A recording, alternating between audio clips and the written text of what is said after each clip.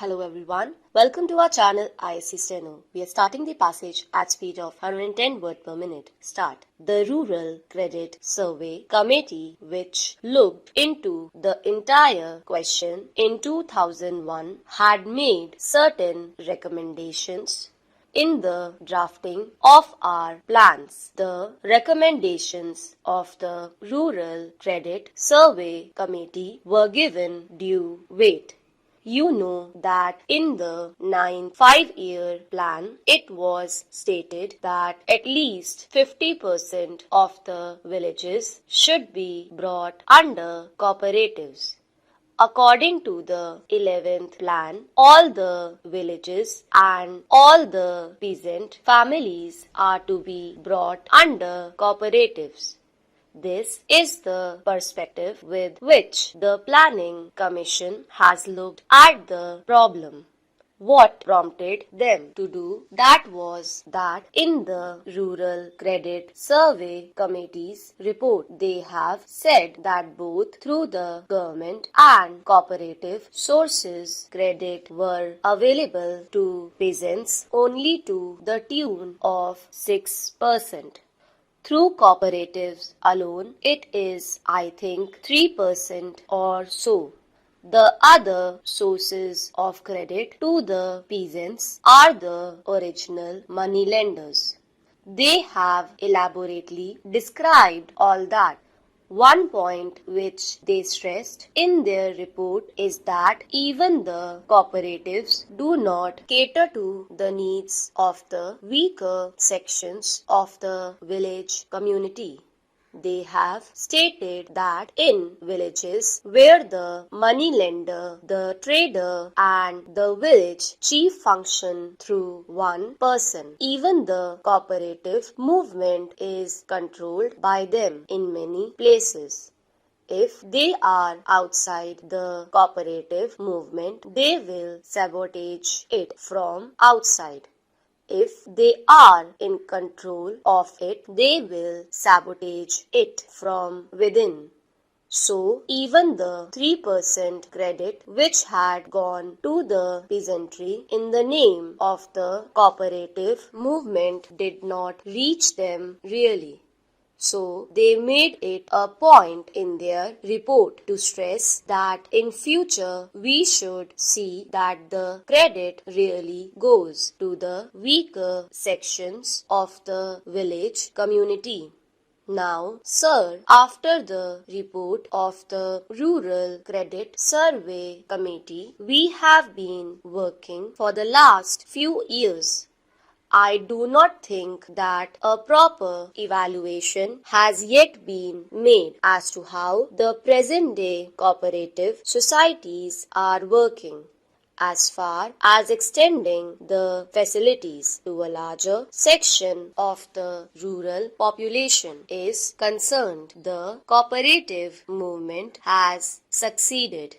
My point is whether this emphasis that the committee had laid on taking special care to see that these facilities reach all the lower sections has been properly worked out. Another point is that even in the matter of extending the activities of the cooperatives, we have not reached the target which was fixed in any of the plans. Now they want to make it universal, but even during the 9th 5-year plan or even during the 10th 5-year plan, the target that was placed before the country was not reached.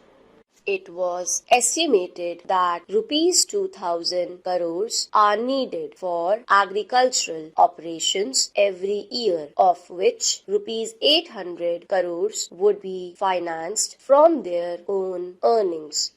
The other rupees 1,200 crores they have to get either through cooperatives or through other agencies, and this is needed for their short-term, medium-term and long-term loans. For all this, of course, the cooperative department have made certain plans and they have made certain studies under the leadership of the V.L. Mehta committee, and they have really made certain concrete and helpful suggestions to improve the working of these cooperatives. But even here, in spite of all the recommendations, in spite of all the studies, things are not working in the proper direction. Now, apart from these credit facilities, much has been said here about the processing factories like sugar factories, etc., which should go to help the peasants. I fully agree that apart from credit societies, marketing societies, processing societies, all these put together will be of great help to the peasants. But are they really serving the real agriculturist? I have heard some people speaking about the successful functioning of certain cooperative societies. I know one cooperative sugar factory. Among its members, not even 1% are actual agriculturists. Just like a joint stock company, shares are sold, capital is raised, and they are running a proper factory. My point is that such factories should not be brought within the purview of the cooperative movement. They should be treated as ordinary joint stock companies.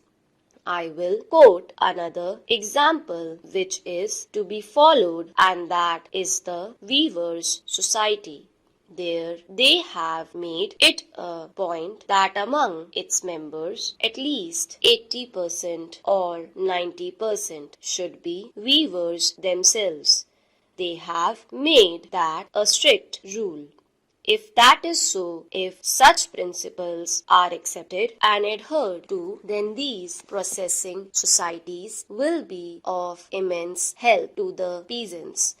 Otherwise, in the name of helping the peasants, some people escape the other obligations that may accrue from running a joint stock company and are taking the benefit.